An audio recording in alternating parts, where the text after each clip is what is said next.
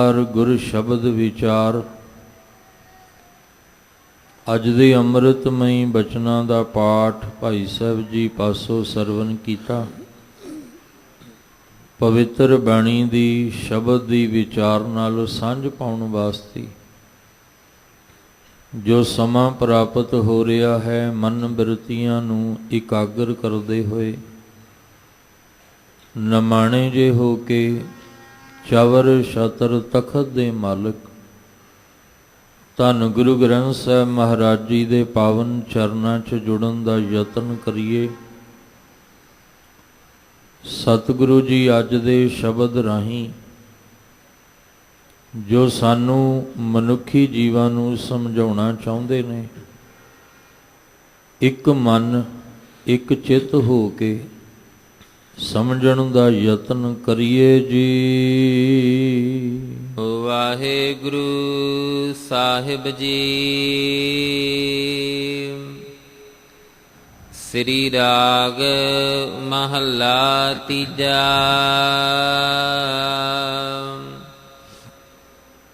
मेरे मन गुर मुख ध्याए हर सोए। गुर का शब्द मन वसै, मन तन निर्मल होए रहाओ। आप जी रोजाना इस अस्थान तो लड़ीवार गुर शब्द विचार दा लाहा प्राप्त करते आ रहे हो। धन धन गुरु अमरदास महाराज तीसरे पातशाह जी वल्लों उचारण किया होया श्री राग दे विच पावन शब्द जो गुरु ग्रंथ साहब महाराज जी की पवित्र बाणी पावन अंग 32 दे उपर सुभाईमान है। शब्द विच जो शब्द का केंद्री भाव रहाओ वाली पंक्ति दे अंदर गुरु अमरदास महाराज जी रहमत वरताउंदे ने कि अपने अपने मन नूं आवाज़ दे के असीं समझाउणा है कि हे मेरे मन, गुरु दे द्वारा तू हरि परमेश्वर दे सच्चे नाम नूं ध्याउणा कर। हे मन,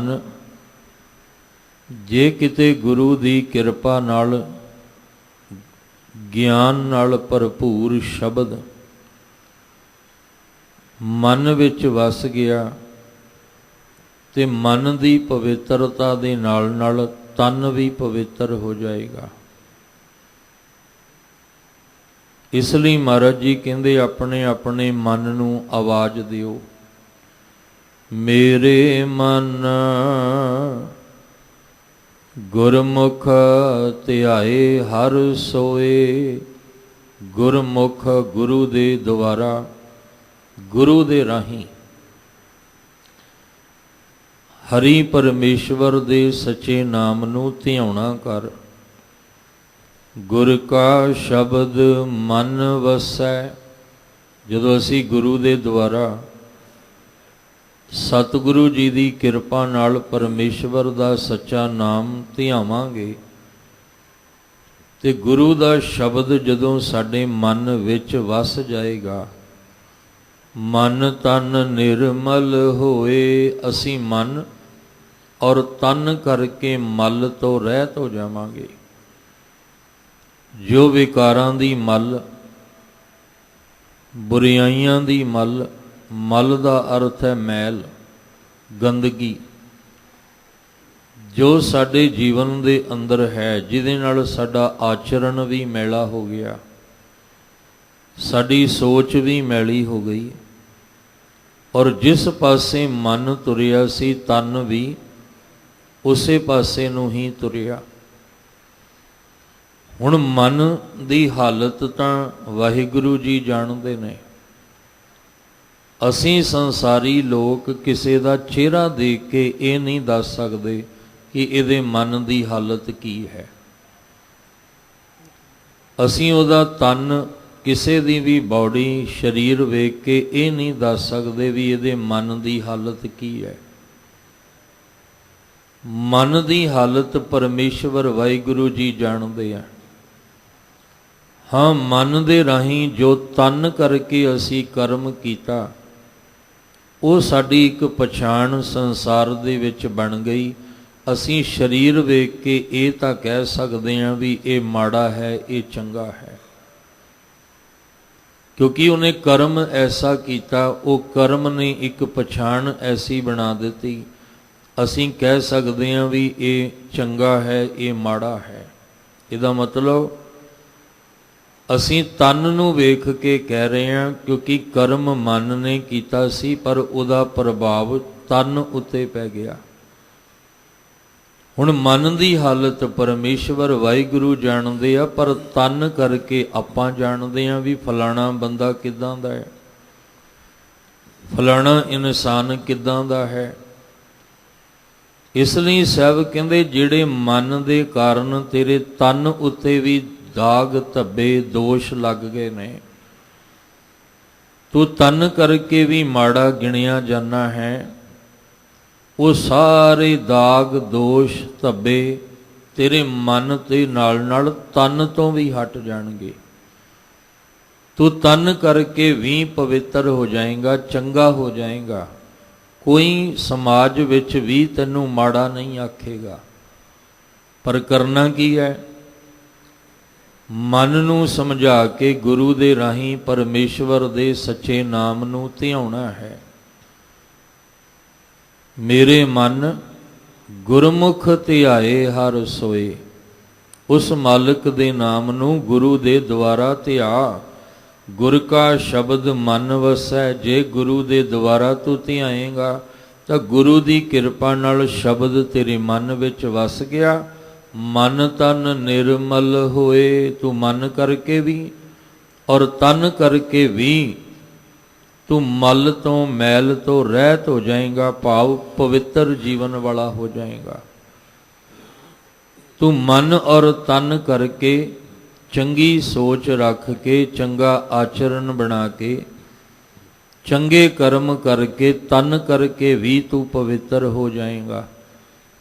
ਅੱਜ ਦੇ ਇਸ ਸ਼ਬਦ ਵਿੱਚ ਰਹਾਉ ਵਾਲੀ ਪੰਕਤੀ ਅੰਦਰ ਭਾਵ ਕੇਂਦਰ ਜੋ ਹੈ ਸ਼ਬਦ ਦਾ, ਇਹ ਕੇਂਦਰੀ ਭਾਵ ਦੇ ਵਿੱਚ ਗੁਰੂ ਸਾਹਿਬ ਜੀ ਨੇ ਸਮਝਾਉਣਾ ਕੀਤਾ ਹੈ। ਤਨ ਜਨਨੀ ਜਿਨ ਜਾਇਆ,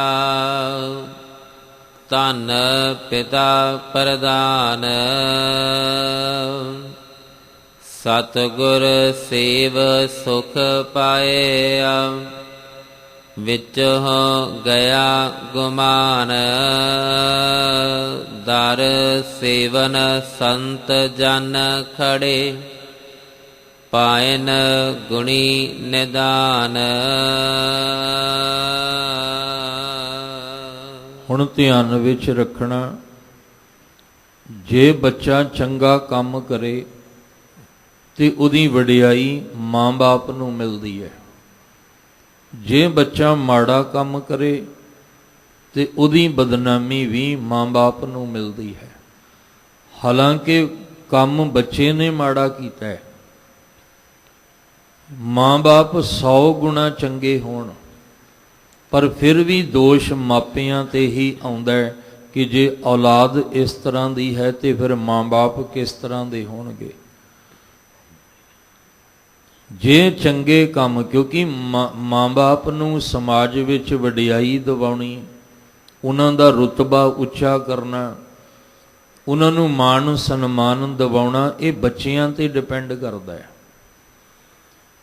ਕਿ ਅਸੀਂ ਕੋਈ ਐਸੀ ਹਰਕਤ ਤਾਂ ਨਹੀਂ ਕਰ ਰਹੇ ਜਿਹਦੇ ਨਾਲ ਸਾਡੇ ਮਾਂ-ਬਾਪ ਦੇ ਉੱਤੇ ਦੋਸ਼ ਆਵੇ। ਉਹ ਭਾਵੇਂ 100 ਗੁਣਾ ਚੰਗੇ ਨੇ, ਪਰ ਔਲਾਦ ਮਾੜੀ ਨਿਕਲ ਆਈ, ਮਾੜੀ ਸੰਗਤ ਵਿੱਚ ਪੈ ਗਈ ਔਲਾਦ, ਧੀ ਪੁੱਤਰ ਮਾੜੀ ਸੰਗਤ ਵਿੱਚ ਪੈ ਗਿਆ, ਬਦਨਾਮੀ ਆਪਣੀ ਵੀ ਤੇ ਨਾਲ ਮਾਂ-ਬਾਪ ਦੀ ਵੀ। ਪਰ ਜੇ ਕਿਤੇ ਧੀ ਪੁੱਤ ਚੰਗਾ ਨਿਕਲ ਆਵੇ ਤੇ ਚੰਗੇ ਜੀਵਨ ਵਾਲਾ ਬਣ ਜਾਏ ਤੇ ਉਹ ਆਪ ਵੀ ਸ਼ੋਭਾ ਖੱਟਦਾ ਹੈ ਤੇ ਮਾਂ-ਬਾਪ ਦੀ ਵੀ ਸ਼ੋਭਾ ਹੁੰਦੀ ਹੈ।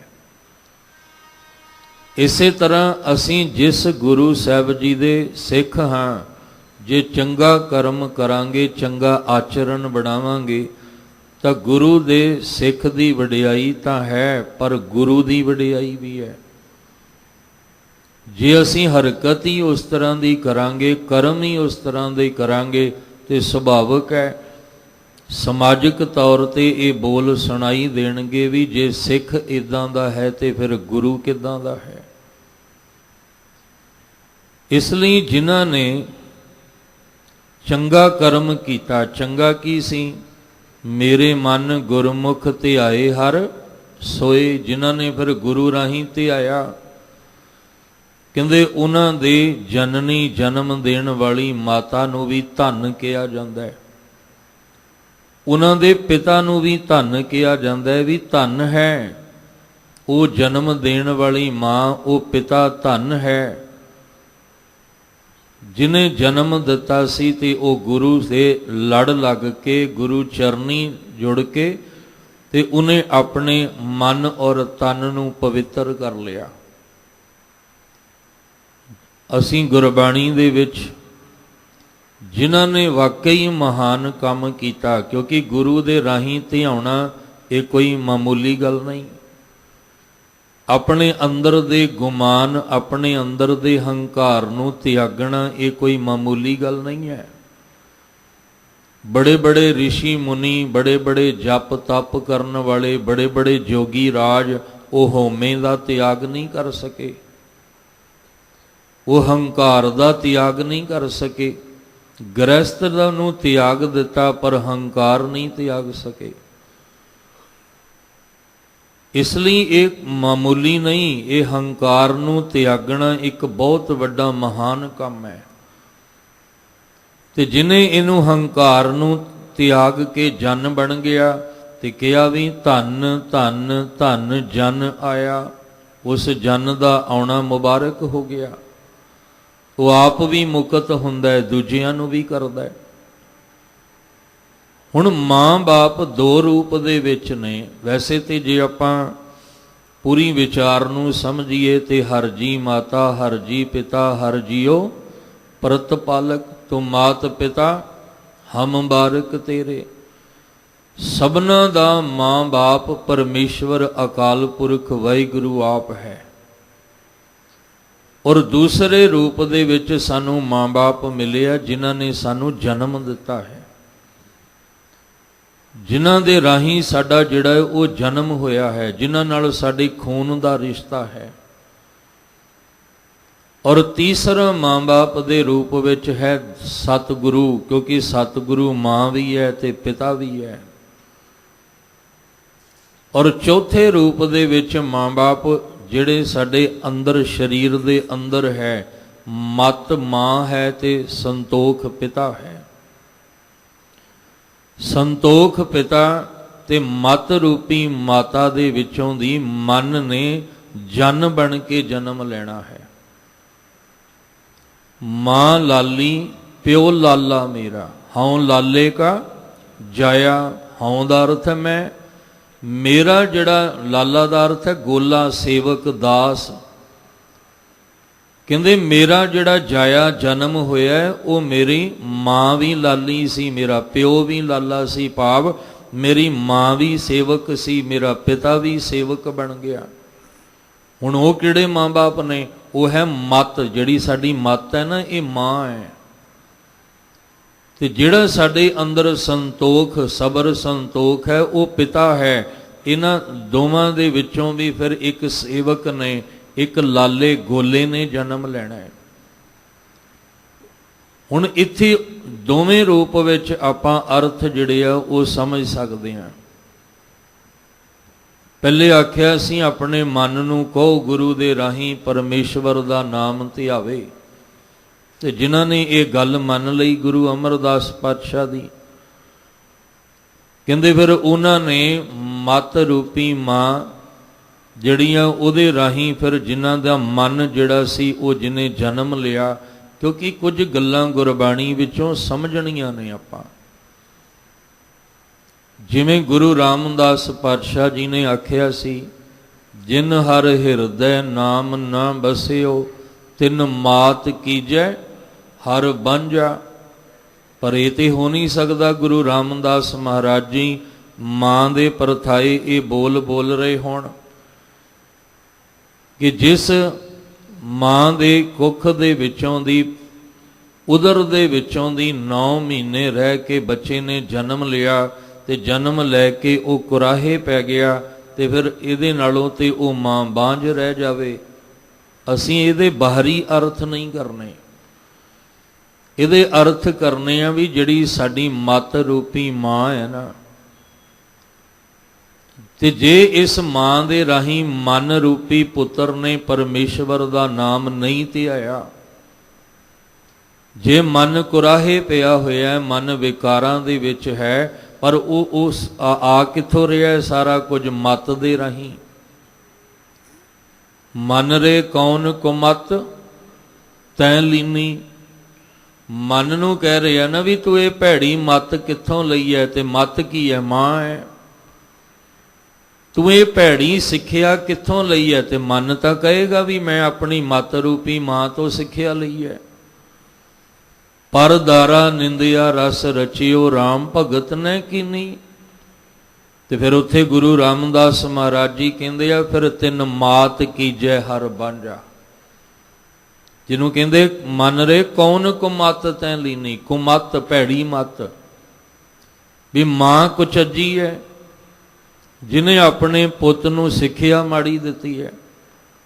ਜੇ ਮਾਂ ਸੁਚੱਜੀ ਹੋਵੇ ਤੇ ਉਹ ਆਪਣੇ ਪੁੱਤ ਨੂੰ, ਧੀ ਪੁੱਤ ਨੂੰ ਸਿੱਖਿਆ ਚੰਗੀ ਦੇਵੇ।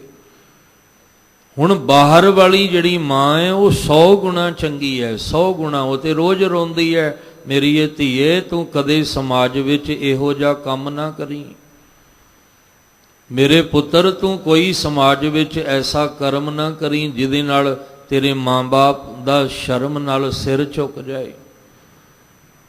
ਪਰ ਜੋ ਸਾਡੇ ਅੰਦਰ ਦੀ ਖੇਡ ਹੈ ਉਹਨੂੰ ਸਮਝਣ ਦਾ ਯਤਨ ਕਰੀਏ। ਉਹਦੇ ਵਿੱਚ ਸਾਡੀ ਮੱਤ ਜਿਹੜੀ ਮਾਂ, ਜਿਹਦੇ ਰਾਹੀਂ ਫੁਰਨੇ ਬਣ ਰਹੇ ਨੇ। ਬਾਂਝ ਦਾ ਇੱਥੇ ਅਰਥ ਹੈ ਵੀ ਫੁਰਨੇ ਜਿਹੜੇ ਬਣ ਰਹੇ ਨੇ ਨਾ, ਸੰਸਾਰੀ ਮਾਇਆਵੀ ਫੁਰਨੇ ਬਣਦੇ ਆ, ਉਹਦੇ ਤੋਂ ਕਿਹਾ ਸੀ ਵੀ ਇਹ ਬਾਂਝ ਰਹਿ ਜਾਏ, ਵੀ ਨਾ ਅੰਦਰ ਮਾਇਆਵੀ ਫੁਰਨਾ ਬਣੇ, ਨਾ ਕੋਈ ਵਿਕਾਰੀ ਫੁਰਨਾ ਬਣੇ, ਤੇ ਨਾ ਮਨ ਵਿਗੜੇ, ਨਾ ਮਨ ਭੈੜੇ ਰਾਹ ਪਵੇ।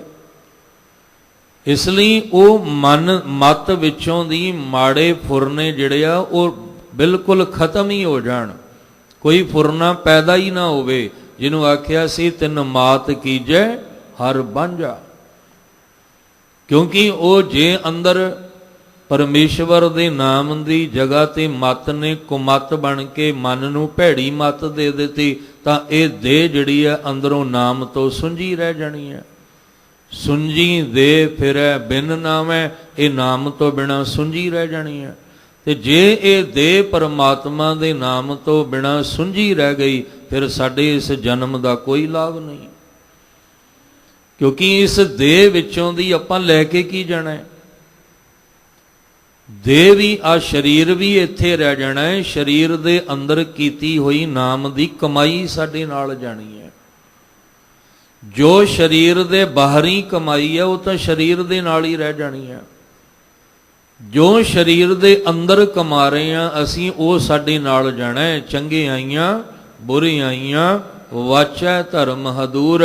ਹੁਣ ਅੰਦਰ ਤੁਸੀਂ ਚੰਗੇ ਕਰਮ ਕਰਕੇ ਚੰਗੇ ਗੁਣ ਇਕੱਠੇ ਕਰ ਰਹੇ ਹੋ, ਉਹ ਜਾਣੇ ਆ। ਜੇ ਤੁਸੀਂ ਬੁਰੀਆਈਆਂ ਇਕੱਠੀਆਂ ਕਰ ਰਹੇ ਹੋ ਤੇ ਅਵਗਣ ਜਾਣੇ ਆ। ਦੋ ਹੀ ਨੇ, ਚੰਗਿਆਈਆਂ ਨਾਲ ਜਾਣੀਆਂ ਜਾਂ ਬੁਰੀਆਈਆਂ ਜਾਣੀਆਂ ਨੇ।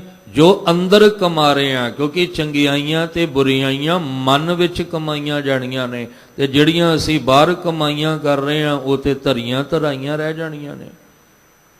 ਉਹ ਤੇ ਨਾਂਗੇ ਪਾਵੋਂ ਤੇ ਗਏ ਜਿਨ ਕੇ ਲੱਖ ਕਰੋੜ। ਬਾਹਰ ਦੀ ਕਮਾਈਆਂ ਤੇ ਕੰਮ ਹੀ ਕੋਈ ਨਹੀਂ ਆਈਆਂ।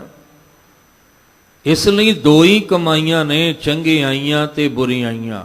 ਇਹ ਦੋਵੇਂ ਅਗਾਂਹ ਜਾ ਕੇ ਸਾਡੀ ਜ਼ਿੰਦਗੀ ਦਾ ਨਿਬੇੜਾ ਇਹਦੇ ਆਧਾਰ ਤੇ ਹੋਣਾ ਹੈ। ਇਸ ਲਈ ਸਾਹਿਬ ਕਹਿੰਦੇ ਜਿਨ੍ਹਾਂ ਨੇ ਗੁਰੂ ਦੀ ਗੱਲ ਮੰਨ ਕੇ ਮਨ ਦੇ ਰਾਹੀਂ ਪਰਮੇਸ਼ਵਰ ਦੇ ਨਾਮ ਨੂੰ ਧਿਆਇਆ ਤੇ ਧਿਆਇਆ। ਹੁਣ ਗੁਰੂ ਦੀ ਮਲ ਜਿਹੜੀ ਗੱਲ ਸੀ ਕਿਵੇਂ ਮੰਨ ਲਈ? ਜਦੋਂ ਅਸੀਂ ਆਪਣੀ ਮੱਤ ਨੂੰ ਛੱਡ ਕੇ ਗੁਰੂ ਦੀ ਮੱਤ ਲਈ। ਅਸੀਂ ਆਪਣੀ ਮੱਤ ਨੂੰ ਛੱਡ, ਕਿਉਂਕਿ ਦੂਜੇ ਰੂਪ ਵਿੱਚ ਮਾਂ ਕੌਣ ਹੈ? ਗੁਰੂ। ਤੇ ਜਦੋਂ ਅਸੀਂ ਗੁਰੂ ਦੀ ਮੱਤ ਨੂੰ ਆਪਣੀ ਮੱਤ ਰੂਪੀ ਮਾਂ ਵਿੱਚ ਜਿਹੜਾ ਅਸੀਂ ਰਲਾ ਲਿਆ, ਫਿਰ ਉਹਦੇ ਰਾਹੀਂ ਜਦੋਂ ਅਸੀਂ ਸਿਮਰਿਆ, ਮਹਾਰਾਜ ਕਹਿੰਦੇ ਜਿਹਨੇ ਹਉਮੈ ਨੂੰ ਤਿਆਗ ਦਿੱਤਾ, ਫਿਰ ਉੱਥੇ ਜਿਹੜਾ ਉਹ ਕਿਹਾ ਜਾ ਸਕਦਾ ਧੰਨ ਜਨਨੀ ਜਿਨ ਜਾਇਆ। ਉਹ ਜਨਨੀ ਧੰਨ ਹੈ।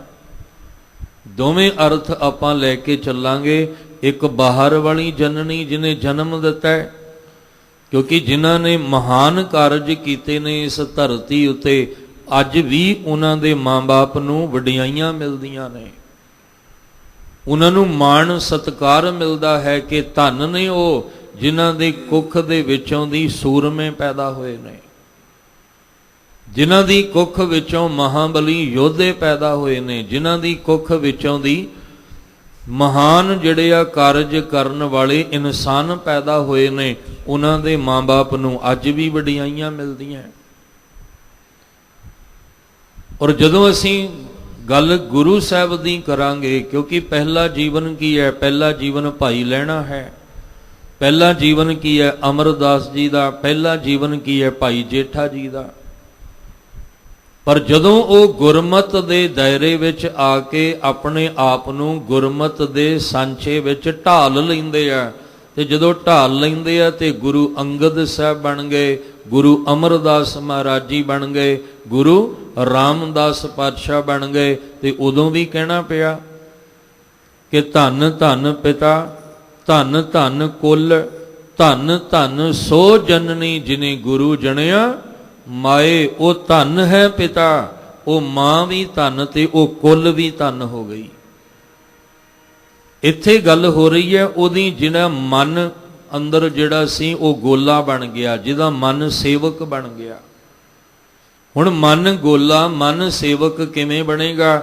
ਜਦੋਂ ਮੱਤ ਜਿਹੜੀ ਹੈ ਉਹ ਸਮੱਤ ਵਾਲੀ ਹੋਏਗੀ, ਜਦੋਂ ਅੰਦਰ ਸਬਰ ਤੇ ਸੰਤੋਖ ਹੋਏਗਾ। ਜਿਹਦੇ ਅੰਦਰ ਸਬਰ ਸੰਤੋਖ ਨਹੀਂ ਹੈ, ਉਹਦੇ ਅੰਦਰ ਕਦੇ ਵੀ ਮਨ ਜਿਹੜਾ ਉਹ ਜਨ ਨਹੀਂ ਬਣ ਸਕਦਾ। ਮਨ ਜਿਹੜਾ ਉਹ ਵਾਹਿਗੁਰੂ ਜੀ ਦੇ ਚਰਨਾਂ ਦਾ ਗੋਲਾ ਨਹੀਂ ਬਣ ਸਕਦਾ। ਕਿ ਆਪ ਜੀ ਸਮਝਦਾਰ ਹੋ, ਜੇ ਸਬਰ ਨਹੀਂ ਹੈ ਤੇ ਤ੍ਰਿਸ਼ਨਾ ਹੈ ਅੰਦਰ, ਫਿਰ ਅੰਦਰ ਸੁਭਾਅ ਤ੍ਰਿਸ਼ਨਾਲੂ ਵਾਲਾ ਹੋਏਗਾ। ਜਦੋਂ ਤ੍ਰਿਸ਼ਨਾਲੂ ਵਾਲਾ ਸੁਭਾਅ ਹੋਏਗਾ, ਉਹ ਕਦੇ ਚੰਗਾ ਨੇਕ ਕਰਮ ਕਰ ਹੀ ਨਹੀਂ ਸਕਦਾ। ਇਸ ਲਈ ਮਹਾਰਾਜ ਜੀ ਕਹਿੰਦੇ ਆ, ਪਹਿਲਾਂ ਆਖਿਆ ਸੀ ਕਿ ਮੇਰੇ ਮਨ ਗੁਰਮੁਖ ਧਿਆਏ ਹਰ ਸੋਏ। ਹੁਣ ਮਨ ਕਹਿੰਦਾ ਮੈਂ ਕਿਵੇਂ ਧਿਆਵਾਂ? ਜੇ ਮੇਰੀ ਮੱਤ, ਮੇਰੀ ਮਾਂ ਮੇਰਾ ਸਾਥ ਦੇਗੀ ਤਾਂ ਹੀ ਧਿਆਵਾਂ। ਜਦੋਂ ਮੱਤ ਨੇ, ਮਾਂ ਨੇ ਸਾਥ ਦਿੱਤਾ ਤੇ ਪਿਤਾ ਸਬਰ ਸੰਤੋਖ ਨੇ ਸਾਥ ਦਿੱਤਾ, ਫਿਰ ਇਹ ਮਨ ਤੇ ਤਨ ਨਿਰਮਲ ਹੋਇਆ। ਜਦੋਂ ਇਹ ਮਹਾਨ ਕਾਰਜ ਹੋ ਗਿਆ, ਭਾਵ ਹਉਮੈ ਨੂੰ ਤਿਆਗਣਾ, ਜਦੋਂ ਹੰਕਾਰ ਦਾ ਤਿਆਗ ਹੋ ਗਿਆ, ਤੇ ਮਹਾਰਾਜ ਜੀ ਕਹਿੰਦੇ ਧੰਨ ਜਨਨੀ ਜਿਨ ਜਾਇਆ। ਉਹ ਜਨਨੀ ਧੰਨ ਹੈ ਜਿਸ ਨੇ ਐਸੇ ਮਨ ਰੂਪੀ ਗੋਲੇ ਨੂੰ ਜਨਮ ਦਿੱਤਾ ਹੈ। ਧੰਨ ਪਿਤਾ ਪ੍ਰਧਾਨ, ਉਹ ਸ੍ਰੇਸ਼ਟ ਪਿਤਾ ਵੀ ਧੰਨਤਾ ਦੇ ਯੋਗ ਹੈ, ਉਹ ਵੀ ਧੰਨ ਹੈ। ਸਤਿਗੁਰ ਸੇਵ ਸੁਖ ਪਾਇਆ, ਵਿੱਚੋਂ ਗਿਆ ਗੁਮਾਨ। ਜਿਨ੍ਹਾਂ ਨੇ ਸਤਿਗੁਰੂ ਨੂੰ ਸਿਮਰ ਕੇ ਸੁਖ ਪਾ ਲਿਆ, ਜਾਂ ਸਤਿਗੁਰੂ ਦੇ ਰਾਹੀਂ ਪਰਮੇਸ਼ਵਰ ਦੇ ਨਾਮ ਨੂੰ ਧਿਆ ਕੇ ਸੁਖ ਪਾਇਆ, ਵਿੱਚੋਂ ਗਿਆ ਗੁਮਾਨ। ਜਿਹਦੇ ਮਨ ਵਿੱਚੋਂ ਗੁਮਾਨ ਨਿਕਲ ਗਿਆ, ਫਿਰ ਬੇਨਤੀ ਨੂੰ ਸਮਝ ਕੇ ਚੱਲਣਾ ਕਿ ਗੁਮਾਨ ਨੂੰ ਅੰਦਰੋਂ ਕੱਢਣਾ ਕੋਈ ਸੌਖੀ ਖੇਡ ਨਹੀਂ ਹੈ। ਅੰਦਰ ਦੇ ਮਾਣ ਦਾ, ਹੰਕਾਰ ਦਾ ਤਿਆਗ ਕਰਨਾ ਕੋਈ ਸੌਖੀ ਖੇਡ ਨਹੀਂ ਹੈ। ਬੜੇ ਬੜੇ ਜਪ ਤਪ ਕਰਨ ਵਾਲੇ ਇੱਥੇ ਫੇਲ ਹੋ ਗਏ ਨੇ। ਬੜੇ ਬੜੇ ਜੋਗੀ ਰਾਜ ਸਿੱਧ ਪੁਰਖ ਜਿਹੜੇ ਨੇ ਉਹ ਫੇਲ ਹੋ ਗਏ। ਉਹ ਆਪਣੇ ਅੰਦਰ ਦਾ ਗੁਮਾਨ ਨਹੀਂ ਕੱਢ ਸਕੇ। ਸਾਰੀ ਸਾਰੀ ਉਮਰ ਬਾਹਰੋਂ ਜਪ ਤਪ ਕਰਨ ਵਾਲੇ ਜ਼ਿੰਦਗੀ ਤਾਂ ਲੰਘਾ ਲਈ, ਪਰ ਅੰਦਰੋਂ ਗੁਮਾਨ ਨਹੀਂ ਖਤਮ ਕਰ ਸਕੇ। ਇਸੇ ਲਈ ਇਹ ਪਾਵਨ ਬਚਨ ਗੁਰੂ ਸਾਹਿਬ ਨੇ ਵਰਤੇ ਨੇ ਕਿ ਜਿਨ੍ਹਾਂ ਨੇ ਸਤਿਗੁਰੂ ਦੇ ਰਾਹੀਂ ਪਰਮੇਸ਼ਵਰ ਦੇ ਨਾਮ ਨੂੰ ਸਿਮਰਿਆ, ਸਿਮਰ ਕੇ ਸੁਖ ਪਾ ਲਿਆ, ਕਿਉਂਕਿ ਵਿੱਚੋਂ ਗਿਆ ਗੁਮਾਨ। ਉਹਨਾਂ ਨੇ ਆਪਣੇ ਅੰਦਰੋਂ ਗੁਮਾਨ ਖਤਮ ਕਰ ਦਿੱਤਾ। ਆਪਣੇ ਤੇ ਮਾਣ ਨਹੀਂ ਹੈ ਹੁਣ ਮਾਣ ਹੈ ਗੁਰੂ ਤੇ, ਹੁਣ ਮਾਣ ਹੈ ਪਰਮੇਸ਼ਵਰ ਤੇ। ਜਿਹੜਾ ਆਪਣੇ ਤੇ ਮਾਣ ਕਰਦਾ ਉਹ ਦੂਜੇ ਤੇ ਕਰ ਹੀ ਨਹੀਂ ਸਕਦਾ। ਜਿਹੜਾ ਆਪਣੇ ਆਪ ਤੇ ਮਾਣ ਕਰਦਾ ਨਾ, ਉਹ ਤੇ ਚਾਹੁੰਦਾ ਵੀ ਕਿਸੇ ਦੂਜੇ ਤੇ ਕਦੇ ਮਾਣ ਨਾ ਮੈਂ ਕਰਾਂ, ਤੇ ਨਾ ਹੀ ਮੇਰੇ ਕੋਲ ਆ ਕੇ ਕੋਈ ਦੂਸਰੇ ਦੀ ਮਾਣ ਵਡਿਆਈ ਕਰੇ, ਕਿਉਂਕਿ ਉਹਨੂੰ ਜਲਨ ਹੋਏਗੀ, ਉਹਨੂੰ ਫਿਰ ਉਹਦੇ ਹੰਕਾਰ ਨੂੰ ਚੋਟ ਲੱਗੇਗੀ। ਇਸ ਲਈ ਕਹਿੰਦੇ ਆ ਜਿਹਦੇ ਅੰਦਰੋਂ ਗੁਮਾਨ ਨਿਕਲ ਗਿਆ, ਫਿਰ ਉਹ ਆਪਣੇ ਤੇ ਨਹੀਂ, ਉਹ ਮਾਲਕ ਵਾਹਿਗੁਰੂ ਜੀ ਤੇ ਮਾਣ ਰੱਖਦਾ ਹੈ। ਉਹ ਫਿਰ ਵਾਹਿਗੁਰੂ ਤੇ ਮਾਣ ਰੱਖ ਕੇ ਮਾਲਕ ਦਾ ਸ਼ੁਕਰਾਨਾ ਕਰਦਾ ਹੈ। ਇਸ ਲਈ ਉਹ ਧਨ ਹੈ ਜਨਨੀ ਜਨਮ ਦੇਣ ਵਾਲੀ, ਉਹ ਧਨ ਹੈ ਪਿਤਾ ਜਿਹੜਾ ਸ੍ਰੇਸ਼ਟ ਹੈ, ਉੱਤਮ, ਜਿਹਦੇ ਰਾਹੀਂ ਕਹਿੰਦੇ ਪਰਮੇਸ਼ਵਰ ਦੀ ਕਿਰਪਾ ਨਾਲ ਮਨ ਰੂਪੀ ਗੋਲੇ ਦਾ ਜਨਮ ਹੋਇਆ, ਜਿਨੇ ਪਰਮੇਸ਼ਵਰ ਦੇ ਨਾਮ ਨੂੰ ਜਪ ਕੇ ਗੁਮਾਨ ਅੰਦਰੋਂ ਦੀ ਕੱਢ ਕੇ ਤੇ ਸੁਖ ਪਾ ਲਿਆ। ਦਰ ਸੇਵਨ ਸੰਤ ਜਨ ਖੜੇ ਪਾਇਨ ਗੁਣੀ ਨਿਧਾਨ। ਉਹ ਫਿਰ ਮਨ ਰੂਪੀ ਸੰਤ ਜਨ, ਗੁਰਮੁਖ ਪਿਆਰੇ, ਸੰਤ ਜਨ ਦਾ ਅਰਥ ਹੈ ਗੁਰਮੁਖ ਪਿਆਰੇ। ਦਰ ਉੱਤੇ ਖਲੋ ਕੇ, ਦਰ ਤੇ ਖਲੋ ਕੇ, ਰਾਰੇ ਨੂੰ ਸਿਹਾਰੀ, ਦਰ ਤੇ ਖਲੋ ਕੇ ਕਹਿੰਦੇ ਨੇ ਸਿਮਰਦੇ ਨੇ ਪਰਮੇਸ਼ਵਰ ਦੇ ਨਾਮ ਨੂੰ।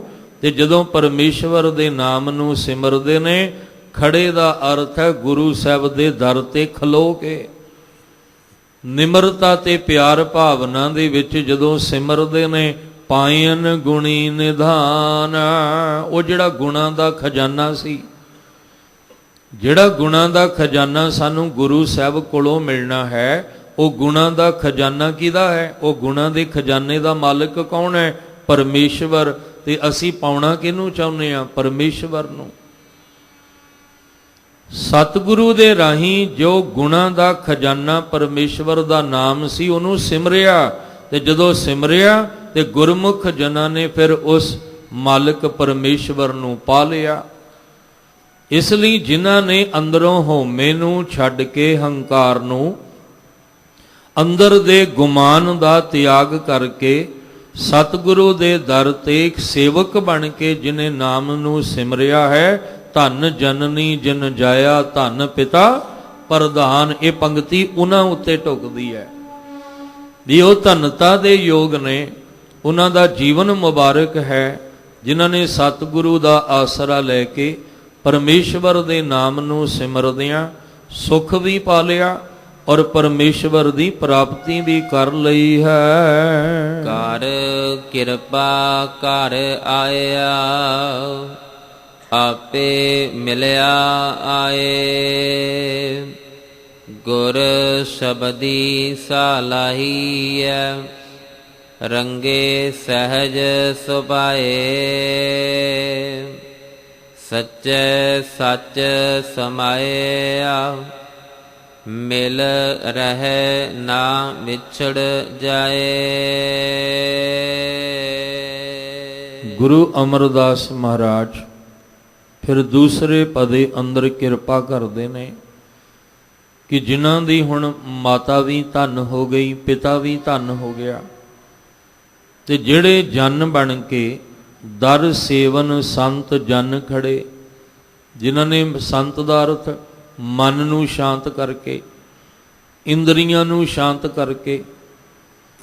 ਦੇਖੋ ਇੱਕ ਜਨਮ ਤੇ ਸਾਡਾ ਹੈ, ਮਾਂ-ਬਾਪ ਦਾ ਨਾਮ ਵੀ ਸਾਡੇ ਨਾਮ ਨਾਲ ਜੁੜਿਆ ਹੈ, ਪਰ ਜਦੋਂ ਤੁਸੀਂ ਗੁਰੂ ਸਾਹਿਬ ਦੇ ਦਰ ਤੇ ਆ ਕੇ ਖੰਡੇ ਦੀ ਪੌਲ ਲੈਂਦੇ ਹੋ, ਉਦੋਂ ਕੀ ਹੁੰਦਾ ਹੈ? ਉਦੋਂ ਵੀ ਸਾਡਾ ਇੱਕ ਨਵਾਂ ਜਨਮ ਹੁੰਦਾ ਹੈ। ਤੇ ਜਿਹੜਾ ਸਾਡਾ ਗੁਰੂ ਸਾਹਿਬ ਦੇ ਦਰ ਉੱਤੇ ਜਨਮ ਹੁੰਦਾ ਨਾ, ਉੱਥੇ ਕੀ ਹੁੰਦਾ ਹੈ? ਸਾਡੇ ਪਿਤਾ ਧੰਨ ਗੁਰੂ ਗੋਬਿੰਦ ਸਿੰਘ ਮਹਾਰਾਜ, ਉੱਥੇ ਫਿਰ ਸਾਡੀ ਮਾਤਾ ਸਾਹਿਬ ਕੌਰ, ਔਰ ਉੱਥੇ ਫਿਰ ਅਸੀਂ ਵਾਸੀ ਕਿੱਥੋਂ ਦੇ ਅਖਾਉਂਦੇ ਆ? ਸ਼੍ਰੀ ਅਨੰਦਪੁਰ ਸਾਹਿਬ ਦੇ।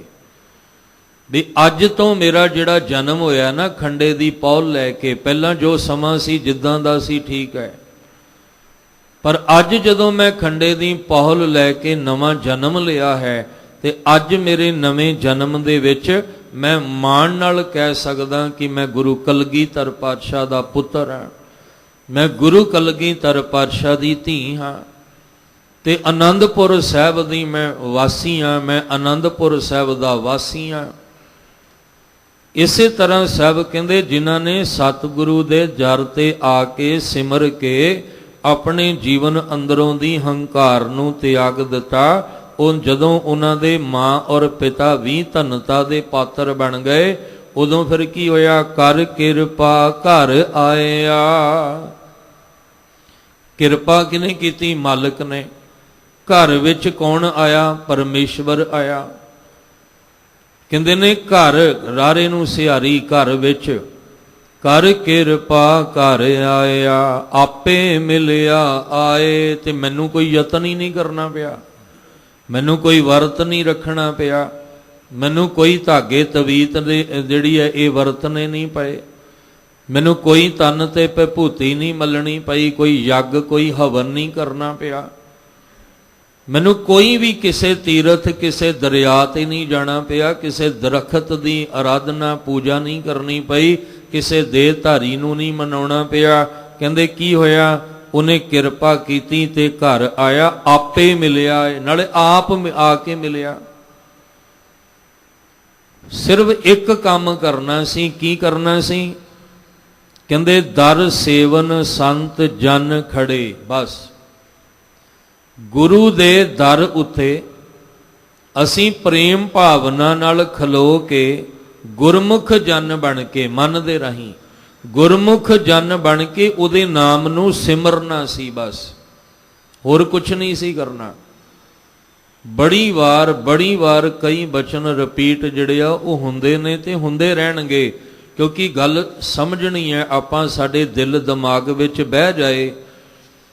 ਮਹਾਰਾਜ ਨੇ ਗੱਲ ਬਿਲਕੁਲ ਸਪਸ਼ਟ ਕਰ ਦਿੱਤੀ ਹੈ, ਅਵਰ ਕਾਜ ਤੇਰੇ ਕਿਤੇ ਨਾ ਕਾਮ, ਮਿਲ ਸਾਧ ਸੰਗਤ ਭਜ ਕੇਵਲ। ਬਸ ਆਹ ਕੰਮ ਕਰਨਾ ਸੀ, ਉਹਨੇ ਆਪੇ ਹੀ ਆ ਕੇ ਮਿਲ ਪੈਣਾ ਸੀ।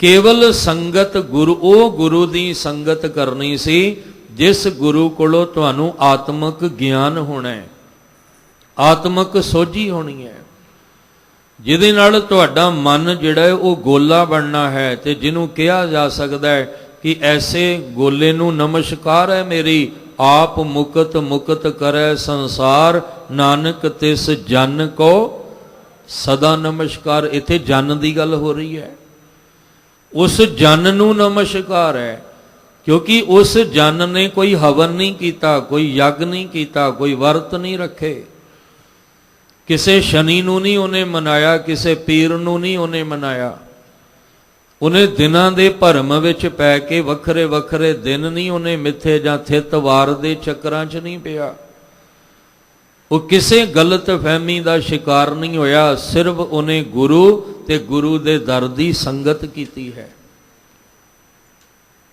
ਤੇ ਗੁਰੂ ਤੇ ਗੁਰੂ ਦੀ ਸੰਗਤ ਵਿੱਚ ਕੀ ਬਰਕਤ ਹੁੰਦੀ ਹੈ?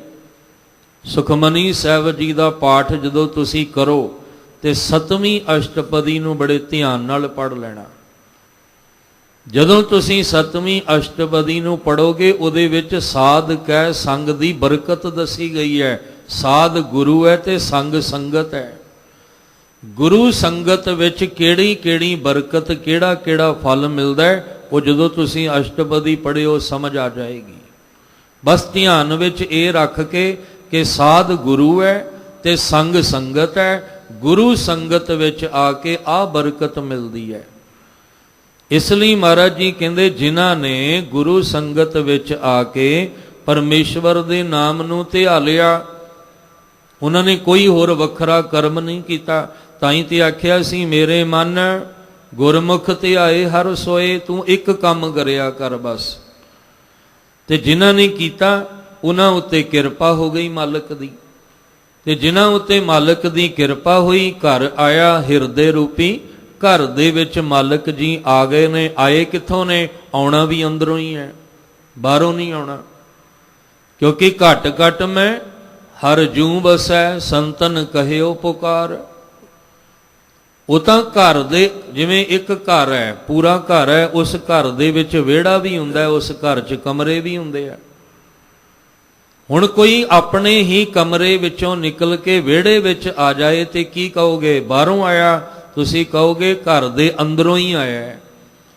ਪਰਮੇਸ਼ਵਰ ਆਇਆ ਕਿੱਥੋਂ ਹੈ? ਕੋਈ ਆਸਮਾਨ ਤੋਂ ਉਤਰ ਕੇ ਥੋੜ੍ਹੀ ਆਉਣਾ ਹੈ, ਜਾਂ ਕਿਸੇ ਪਹਾੜ ਵਿੱਚੋਂ ਨਿਕਲ ਕੇ ਥੋੜ੍ਹੀ ਆਉਣਾ ਹੈ।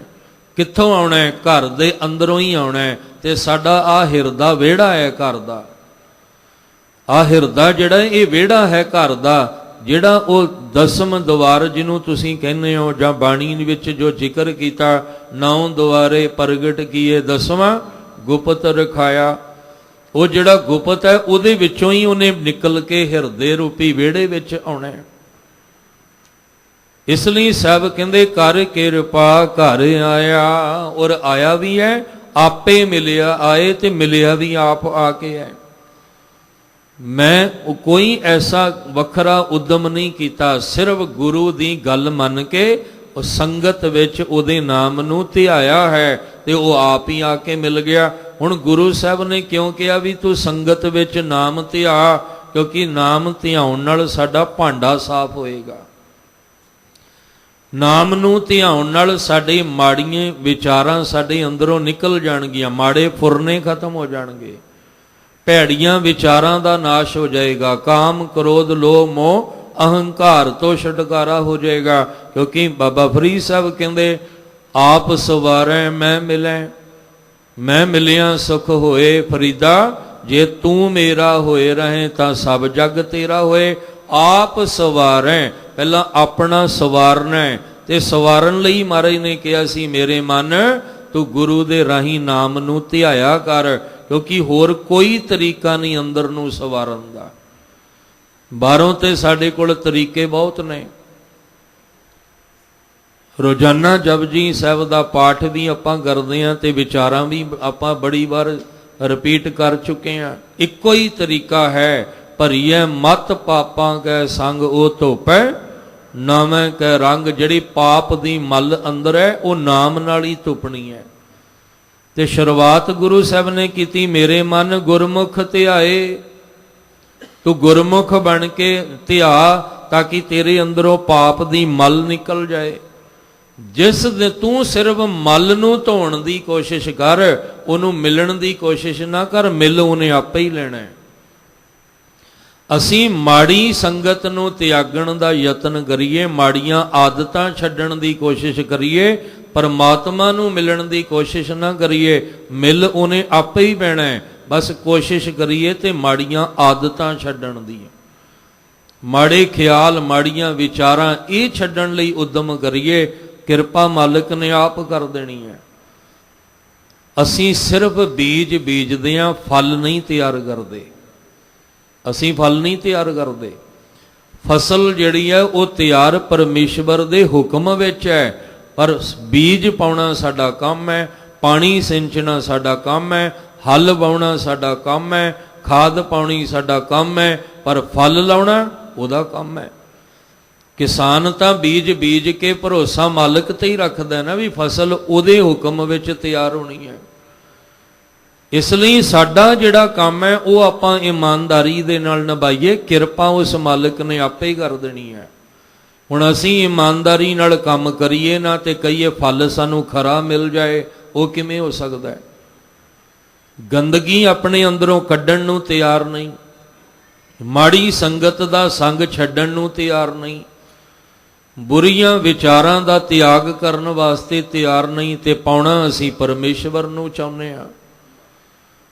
ਇਸ ਲਈ ਸਤਿਗੁਰੂ ਮਹਾਰਾਜ ਪਾਤਸ਼ਾਹ ਕਹਿੰਦੇ ਜਿਸ ਦਿਨ ਤੁਸੀਂ ਗੁਰੂ ਦੇ ਚਰਨਾਂ ਦਾ ਆਸਰਾ ਲੈ ਕੇ ਧਿਆਉਣ ਵਿੱਚ ਕਾਮਯਾਬ ਹੋ ਜਾਓਗੇ, ਕਰ ਕਿਰਪਾ ਘਰ ਆਇਆ, ਆਪੇ ਮਿਲਿਆ ਆਏ। ਔਰ ਨਾਲੇ ਆਪ ਮਿਲਿਆ ਆ ਕੇ, ਕਿਰਪਾ ਵੀ ਕੀਤੀ ਔਰ ਆਪ ਵੀ ਆ ਕੇ ਮਿਲਿਆ।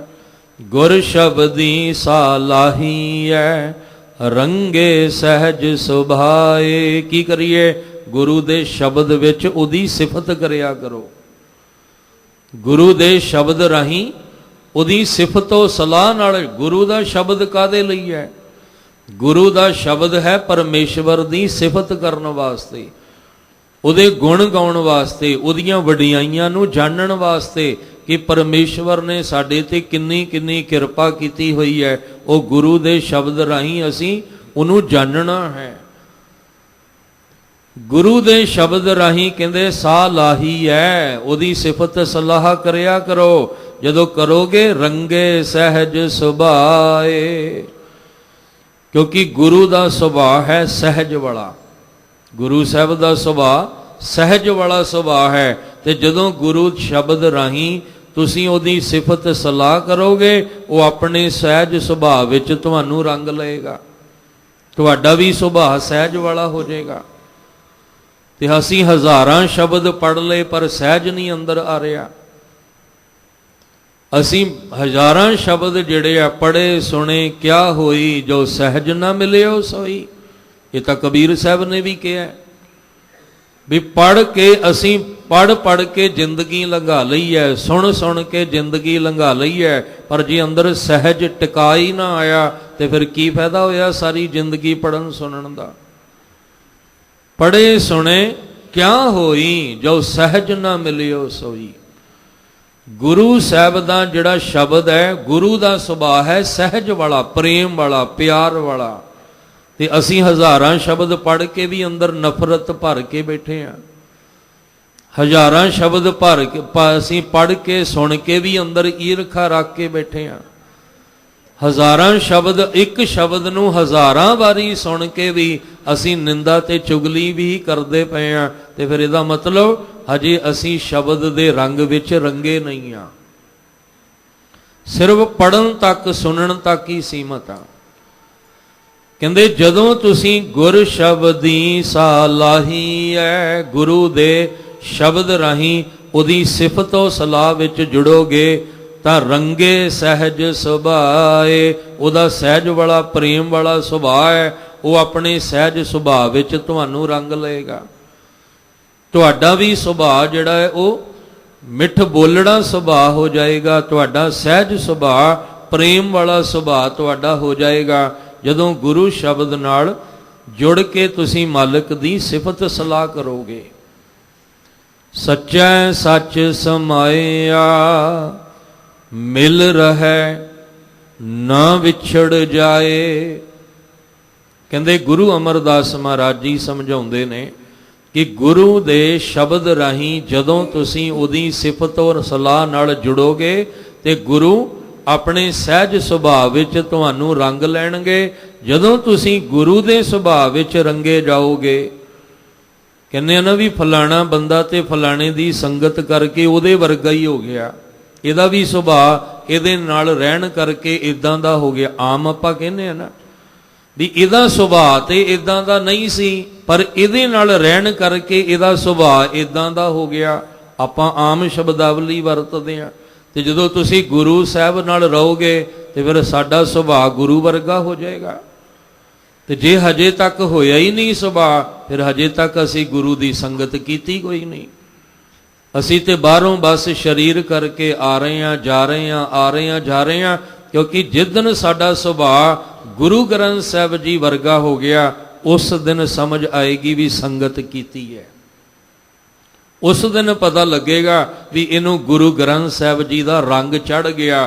तो जे हजे रंग चढ़िया ही नहीं, असी तो केवल तन करके ही आ रहे हैं। माफ करना, अरदास करो कि साडा नित दा आउणा इस तरह हो जाए कि गुरु साहब तुहाडे ते साडे सुभाव विच कोई फर्क ही ना रह जाए। क्योंकि जिस दिन आ जुगती असी अपना लांगे उस दिन गल बननी है गुर किरपा जे नर को कीनी ते ए जुग। आ जुगती ते असी कला नितनेम नहीं सी करना, आ जुगती भी नाल लैनी सी भी गुरु साहब जिहड़ी बाणी पढ़ रहे हैं साडा सुभाव भी बाणी वर्गा हो जाए, साडी सोच भी गुरबाणी वर्गी हो जाए, साडियां आदतां भी गुरबाणी वर्गियां हो जाण। पर असी कहा नहीं, ये तो एक रस्म है, निभा के ओ जाओ ते ओ जाओ, फिर सुभाव नहीं ना रलना। ते जिथे सुभाव नहीं रलदा उत्थे की हुंदा है? ਇੱਕ ਘਰ ਦੇ ਵਿੱਚ ਦੋ ਜੀ ਰਹਿੰਦੇ ਆ ਤੇ ਦੋ ਜੀਆਂ ਦਾ ਆਪਸ ਵਿੱਚ ਸੁਭਾਅ ਨਹੀਂ ਮਿਲਦਾ ਤੇ ਕੀ ਹੁੰਦਾ ਹੈ? ਟਕਰਾਰ ਹੁੰਦਾ ਹੈ, ਲੜਾਈ ਹੁੰਦੀ ਹੈ, ਕਲੇਸ਼ ਹੁੰਦਾ ਹੈ, ਝਗੜੇ ਹੁੰਦੇ ਆ। ਤੇ ਅਸੀਂ ਧਰਮ ਦੇ ਅਸਥਾਨਾਂ ਤੇ ਕੀ ਕਰ ਰਹੇ ਹਾਂ? ਲੜ ਹੀ ਰਹੇ ਹਾਂ, ਝਗੜ ਹੀ ਰਹੇ ਹਾਂ। ਇੱਕ ਦੂਜੇ ਉੱਤੇ ਤੌਮਤਾਂ ਲਾ ਲਓ, ਇੱਕ ਦੂਜੇ ਦੀਆਂ ਲੱਤਾਂ ਖਿੱਚ ਲਓ, ਇੱਕ ਦੂਜੇ ਦੇ ਪਰਦੇ ਚੁੱਕ ਲਓ। ਕੀ ਕਰ ਰਹੇ ਹਾਂ? ਅਸੀਂ ਆਪਸ ਵਿੱਚ ਹੀ ਉਲਝ ਰਹੇ ਹਾਂ। ਗੁਰੂ ਨਾਲ ਤੇ ਹਜੇ ਮੇਲ ਹੋਇਆ ਹੀ ਨਹੀਂ ਸਾਡਾ। ਅਸੀਂ ਗੁਰੂ ਵਰਗਾ ਸੁਭਾਅ ਤੇ ਆਪਣਾ ਬਣਾਇਆ ਹੀ ਨਹੀਂ ਅਜੇ। ਵਾਹਿਗੁਰੂ ਜੀ ਮਿਹਰ ਕਰਨ। ਗੁਰੂ ਅਮਰਦਾਸ ਜੀ ਕਹਿੰਦੇ ਆ ਵੀ ਜਿਸ ਦਿਨ ਗੁਰ ਸ਼ਬਦੀ ਸਲਾਹੀ ਹੈ ਰੰਗੇ ਸਹਿਜ ਸੁਭਾਏ, ਜਦੋਂ ਗੁਰੂ ਜੀ ਆਪਣੇ ਸੁਭਾਅ ਵਿੱਚ ਰੰਗ ਲੈਣਗੇ ਸਾਨੂੰ, ਸੱਚਾ ਸੱਚ ਸਮਾਇਆ, ਤੁਸੀਂ ਸੱਚੇ ਹੋ ਜਾਓਗੇ। ਸੱਚੇ ਦਾ ਅਰਥ ਤੁਸੀਂ ਸਚਿਆਰ ਹੋ ਜਾਓਗੇ। ਜਦੋਂ ਤੁਸੀਂ ਸਚਿਆਰ ਹੋ ਗਏ, ਗੁਰ ਕਿਰਪਾ ਜੇ ਨਰ ਕੋ ਕੀਨੀ ਤੇ ਇਹ ਜੁਗਤ ਪਛਾਨੀ, ਨਾਨਕ ਲੀਨ ਭਇਓ ਗੋਬਿੰਦ ਸਿਉ ਜਿਉ ਪਾਨੀ ਸੰਗ ਪਾਨੀ। ਹਜੇ ਤੇ ਆਪਾਂ ਠੰਡੇ ਤੇ ਤੱਤੇ ਚੱਲ ਰਹੇ ਹਾਂ। ਤੇ ਜਿਹੜਾ ਠੰਡਾ ਤੱਤਾ ਹੁੰਦਾ ਉਹ ਪਾਣੀ ਕਦੇ ਪਾਣੀ ਵਿੱਚ ਨਹੀਂ ਸਮਾਉਂਦਾ, ਕਦੇ ਬਰਫ਼ ਪਾਣੀ ਵਿੱਚ ਨਹੀਂ ਸਮਾਉਂਦੀ ਤੇ ਕਦੇ ਭਾਫ ਪਾਣੀ ਵਿੱਚ ਨਹੀਂ ਸਮਾਉਂਦੀ। ਹੈ ਦੋਵੇਂ ਹੀ ਪਾਣੀ ਦਾ ਹੀ ਰੂਪ ਨੇ, ਪਰ ਸਮਾ ਨਹੀਂ ਸਕਦੇ। ਪਾਣੀ ਵਿੱਚ ਸਮਾਉਣ ਲਈ ਪਾਣੀ ਵਰਗਾ ਸੁਭਾਅ ਚਾਹੀਦਾ ਹੈ। ਹਜੇ ਤੇ ਅਸੀਂ ਠੰਡੇ ਤੱਤੇ ਚੱਲ ਰਹੇ ਹਾਂ। ਇਸ ਲਈ ਸਤਿਗੁਰੂ ਮਹਾਰਾਜ ਪਾਤਸ਼ਾਹ ਜੀ ਕਹਿੰਦੇ ਨੇ, ਸੱਚਾ ਸੱਚ ਸਮਾਇਆ। ਜਿਹੜੇ ਸਚਿਆਰ ਹੋ ਕੇ ਸੱਚ ਵਿੱਚ ਸਮਾ ਗਏ, ਮਿਲ ਰਹੇ, ਉਹ ਮਿਲ ਗਏ, ਘੁਲ ਮਿਲ ਗਏ। ਐਸੇ ਘੁਲ ਮਿਲ ਗਏ, ਸਾਹਿਬ ਜੀ ਕਹਿੰਦੇ ਨਾ ਵਿਛੜ ਜਾਏ। ਹੁਣ ਕੋਈ ਉਹਨਾਂ ਨੂੰ ਵਿਛੋੜ ਨਹੀਂ ਸਕਦਾ। ਉਹ ਵਿਛੜ ਕੇ ਕਿਤੇ ਹੋਰ ਜਾ ਹੀ ਨਹੀਂ ਸਕਦੇ। ਜੇ ਰਾੜੇ ਨੂੰ ਦੇਖੀਏ, ਸਿਹਾਰੀ ਲੱਗੀ ਹੋਈ ਹੈ, ਵਿਛੜ ਕੇ ਉਹ ਕਿਤੇ ਵੀ ਵਿਛੜ ਕੇ ਹੋਰ ਥਾਂ ਨਹੀਂ ਜਾ ਸਕਦੇ, ਕਿਸੇ ਹੋਰ ਥਾਂ ਨਹੀਂ ਭਟਕ ਸਕਦੇ। ਜਿਹੜੇ ਸਚਿਆਰ ਹੋ ਕੇ ਸੱਚ ਵਿੱਚ ਸਮਾ ਕੇ ਉਹਦੇ ਵਿੱਚ ਹੀ ਘੁਲ ਮਿਲ ਗਏ। ਪਰ ਫਿਰ ਉੱਥੇ ਆ ਜਾਈਏ, ਕੌਣ? ਗੁਰ ਸ਼ਬਦੀ ਸਲਾਹੀ ਹੈ, ਜਿਨ੍ਹਾਂ ਨੇ ਗੁਰੂ ਦੇ ਸ਼ਬਦ ਰਾਹੀਂ ਪਰਮੇਸ਼ਵਰ ਦੀ ਸਿਫਤੋ ਸਲਾਹ ਨਾਲ ਜੁੜਨਾ ਕੀਤਾ। ਜੋ ਕਿਛ ਕਰਨਾ ਸੋ ਕਰ ਰਹਿਆ, ਅਵਰ ਨਾ ਕਰਨਾ ਜਾਏ।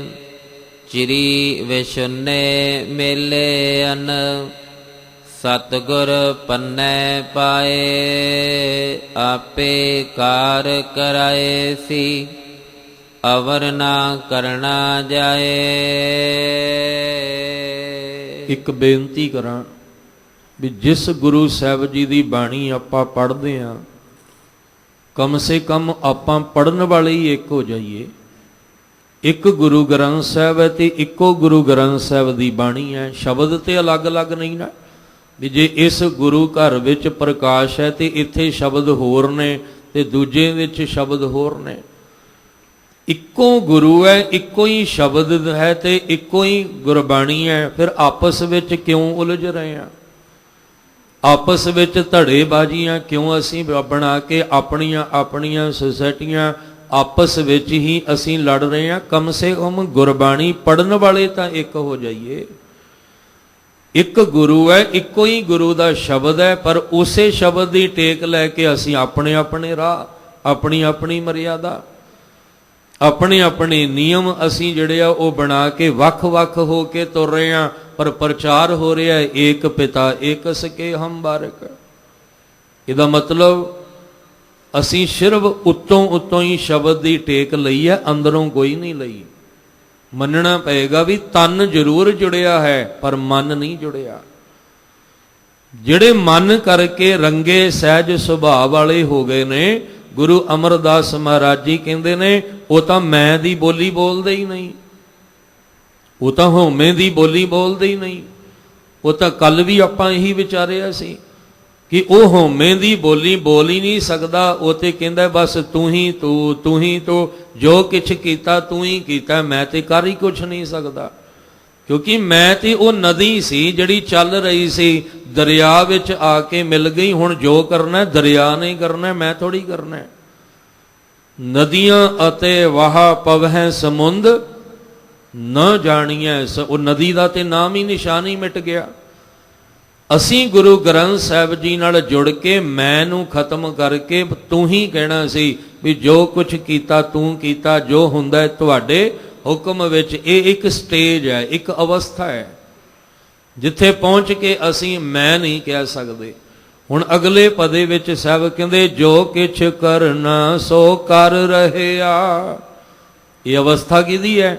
ਸੱਚੇ ਸੱਚ ਸਮਾਇਆ ਮਿਲ ਰਹੇ ਨਾ ਵਿਛੜ ਜਾਏ। ਇਹ ਉਹ ਅਵਸਥਾ ਹੈ ਜਿਹਦੇ ਵਿੱਚ ਕਹਿ ਰਹੇ ਨੇ ਕਿ ਜੋ ਕਿਛ ਕਰਨਾ ਸੋ ਕਰ ਰਿਹਾ। ਜੋ ਉਹਨੇ ਕਰਨਾ ਹੈ ਉਹ ਕਰ ਰਿਹਾ ਹੈ, ਜੋ ਉਹਨੇ ਕੀਤਾ ਸਹੀ ਕੀਤਾ, ਜੋ ਉਹ ਕਰ ਰਿਹਾ ਸਹੀ ਹੈ। ਅਵਰ ਨਾ ਕਰਨਾ ਜਾਏ ਕਿਉਂਕਿ ਕਰਨ ਕਾਰਨ ਪ੍ਰਭ ਏਕ ਹੈ, ਦੂਸਰ ਨਾਹੀ ਕੋਈ। ਮੈਂ ਤੇ ਪੜ੍ਹ ਹੀ ਰਿਹਾ ਨਾ ਸਿਰਫ, ਪਰ ਇਹ ਤਾਂ ਉਹ ਨੇ ਜਿਨ੍ਹਾਂ ਨੇ ਸਮਝ ਲਿਆ। ਮੇਰੇ ਵਰਗਾ ਹਜੇ ਪੜ੍ਹ ਹੀ ਰਿਹਾ ਹੈ, ਪਰ ਉਹ ਨੇ ਜਿਨ੍ਹਾਂ ਨੇ ਸਮਝ ਲਿਆ। ਅਵਰ ਦਾ ਅਰਥ ਹੁੰਦਾ ਹੋਰ, ਹੋਰ ਕਿਸੇ ਵਿੱਚ ਇੰਨਾ ਜ਼ੋਰ ਨਹੀਂ ਹੈ। ਜੋ ਕਿਛ ਕਰ ਰਿਹਾ ਉਹ ਆਪ ਆਪਣੀ ਮੌਜ ਵਿੱਚ ਹੈ। ਇਹ ਇੱਕ ਅਵਸਥਾ ਹੈ। ਜਦੋਂ ਅਸੀਂ ਸੱਚਿਆਰ ਹੋ ਕੇ ਸੱਚ ਵਿੱਚ ਲੀਨ ਹੋ ਜਾਾਂਗੇ ਫਿਰ ਪਤਾ ਲੱਗੇਗਾ ਵੀ ਜੋ ਕਿਛ ਕਰਨਾ ਸੋ ਕਰ ਰਹਿਆ, ਅਵਰ ਨਾ ਕਰਨਾ ਜਾਏ। ਕਿਸੇ ਦੂਜੇ ਦੇ ਕੀਤਿਆਂ ਕੁਛ ਨਹੀਂ ਹੋਣਾ। ਚਿਰੀ ਵਿਛੁੰਨੇ ਮੇਲੀਆਂ ਨਾ ਸਤਿਗੁਰ ਪੰਨੇ ਪਾਏ। ਪੰਨੇ ਦਾ ਅਰਥ ਹੈ ਪੱਲਾ, ਗਿਆਨ ਦਾ। ਜਿਨ੍ਹਾਂ ਨੇ ਸਤਿਗੁਰੂ ਕੋਲੋਂ ਗਿਆਨ ਦਾ ਪੱਲਾ ਪਕੜ ਲਿਆ।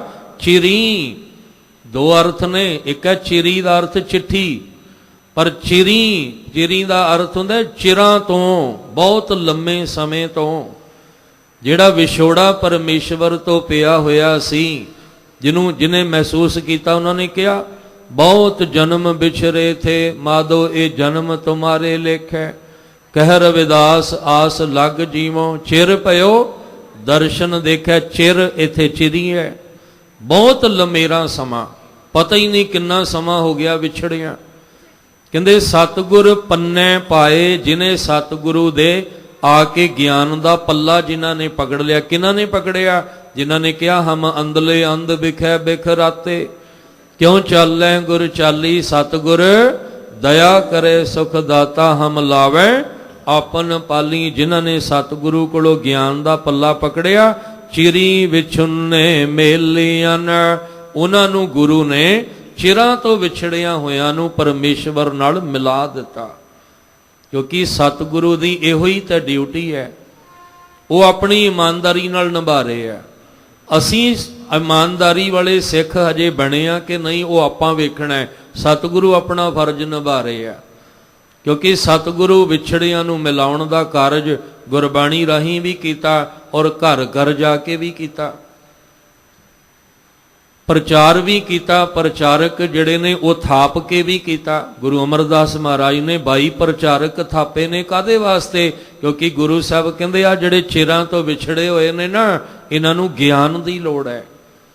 ਇਹਨਾਂ ਨੂੰ ਗਿਆਨ ਦੇ ਕੇ ਵਿਛੜਿਆਂ ਨੂੰ ਮਿਲਾਉਣਾ ਹੈ। ਇਸ ਲਈ ਮਹਾਰਾਜ ਨੇ 22 ਪ੍ਰਚਾਰਕ ਥਾਪ ਦਿੱਤੇ।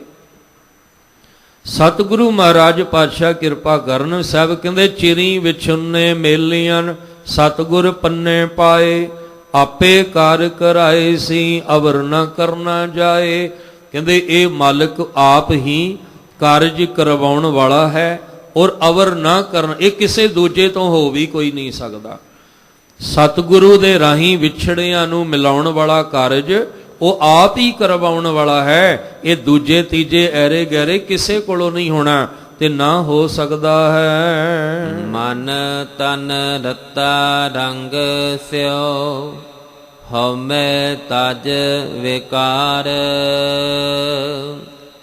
ਅਹਨਸ ਹਿਰਦੈ ਰਬ ਰਹਿ ਨਿਰਭਉ ਨਾਮ ਨਿਰੰਕਾਰ। ਨਾਨਕ ਆਪ ਮਿਲਾਇਨ ਪੂਰੇ ਸ਼ਬਦ ਅਪਾਰ।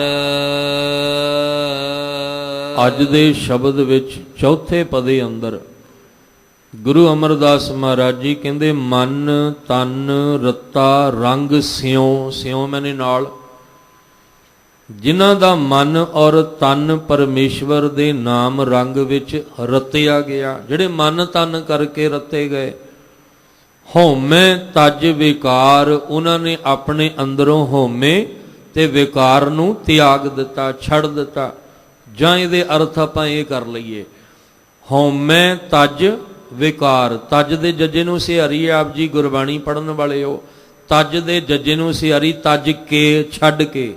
ਜਿਨ੍ਹਾਂ ਨੇ ਹਉਮੈ ਤੇ ਵਿਕਾਰ ਨੂੰ ਛੱਡ ਕੇ ਮਨ ਤਨ ਕਰਕੇ ਪਰਮੇਸ਼ਵਰ ਦੇ ਨਾਮ ਰੰਗ ਵਿੱਚ ਰੰਗਣਾ ਕੀਤਾ ਹੈ, ਅਹਨਸ ਹਿਰਦੈ ਰਵ ਰਹੈ, ਨਿਰਭਉ ਨਾਮ ਨਿਰੰਕਾਰ।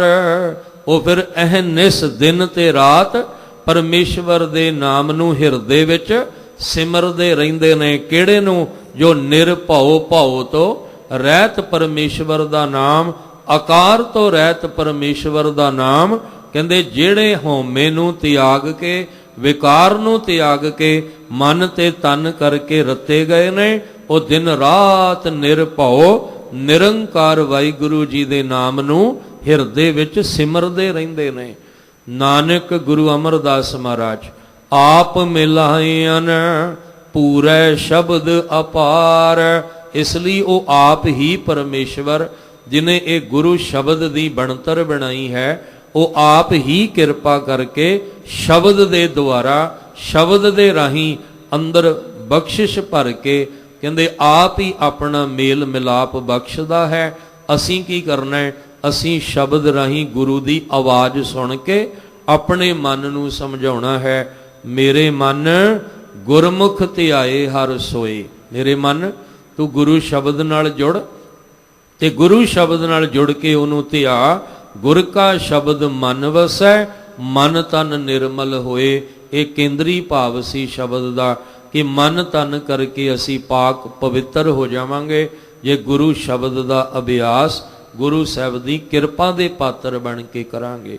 ਅਰਦਾਸ ਕਰੋ, ਗੁਰੂ ਸਾਹਿਬ ਤੁਹਾਡੇ ਦਰ ਤੇ ਆਏ ਆ, ਬਾਣੀ ਪੜ੍ਹਦੇ, ਸੁਣਦੇ, ਵਿਚਾਰਦੇ, ਸੇਵਾ ਸਿਮਰਨ ਵਿੱਚ ਲੱਗਦੇ ਆ। ਬਸ ਕਿਤੇ ਮਾਣ ਨਾ ਅੰਦਰ ਭਰੇ, ਹੰਕਾਰ ਨਾ ਭਰੇ। ਅਸੀਂ ਗੋਲੇ ਬਣ ਕੇ ਆਏ ਆ, ਤੇ ਗੋਲੇ ਬਣ ਕੇ ਹੀ ਤੁਹਾਡੇ ਦਰ ਤੇ ਰਹਿੰਦਿਆਂ ਆਪਣਾ ਜਨਮ ਸਫਲਾ ਕਰਨਾ ਚਾਹੁੰਦੇ ਹਾਂ। ਨਾਨਕ ਘਰ ਕੇ ਗੋਲੇ, ਨਾਨਕ ਘਰ ਕੇ ਗੋਲੇ,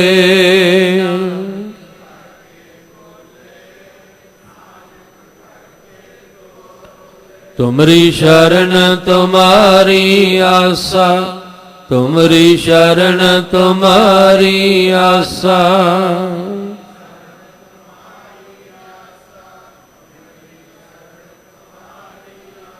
ਤੁਮ ਹੀ ਸੱਜਣ ਸੁਹੇਲੇ, ਤੁਮ ਹੀ ਸੱਜਣ ਸੁਹੇਲੇ।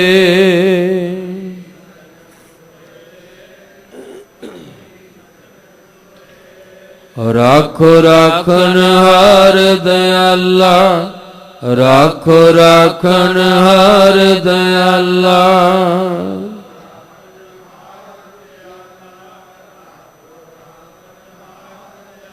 ਨਾਨਕ ਘਰ ਕੇ ਗੋਲੇ, ਨਾਨਕ ਘਰ ਕੇ ਗੋਲੇ।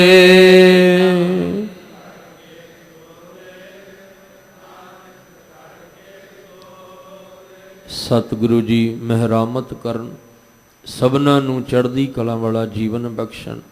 ਅਸੀਂ ਸਾਰੇ ਹੀ ਨਾਮ ਰੰਗ ਵਿੱਚ ਮਨ ਤਨ ਕਰਕੇ ਰੰਗੇ ਜਾਈਏ, ਜਿਹਦੇ ਨਾਲ ਲੋਕ ਸੁਖੀਏ ਪਰਲੋਕ ਸੁਹੇਲੇ। ਨਾਨਕ ਹਰ ਪ੍ਰਭ ਆਪੇ ਮਿਲੇ ਜੀਵਨ ਬਣ ਸਕੇ। ਅੱਜ ਦੀ ਵਿਚਾਰ ਕਰਦਿਆਂ ਬੇਅੰਤ ਭੁੱਲਾਂ ਹੋਈਆਂ ਸਤਿਗੁਰੂ ਬਖਸ਼ ਕੇ ਅੱਗੇ ਤੋਂ ਮਿਹਰ ਦਾ ਹੱਥ ਰੱਖਣ। ਸਭਨਾਂ ਨੂੰ ਬੇਅੰਤ ਖੁਸ਼ੀਆਂ ਦੀਆਂ ਦਾਤਾਂ ਜਿਹੜੀਆਂ ਨੇ ਉਹ ਸਤਿਗੁਰੂ ਜੀ ਬਖਸ਼ਣ। ਗੁਰੂ ਅਮਰਦਾਸ ਪਾਤਸ਼ਾਹ ਦੇ ਪਾਵਨ ਬਚਨ ਆਪਣੇ ਹਿਰਦੇ ਅੰਦਰ ਵਸਾ ਲਈਏ ਜੀ। ਮਨ ਤਨ ਰਤਾ ਰੰਗ ਸਿਓ, ਹਉਮੈ ਤਜ ਵਿਕਾਰ। ਅਹਨਿਸ ਹਿਰਦੈ ਰਵ ਰਹਿ, ਨਿਰਭਉ ਨਾਮ ਨਿਰੰਕਾਰ। ਨਾਨਕ ਆਪ ਮਿਲਾਇਨ ਪੂਰੇ ਸ਼ਬਦ ਅਪਾਰ।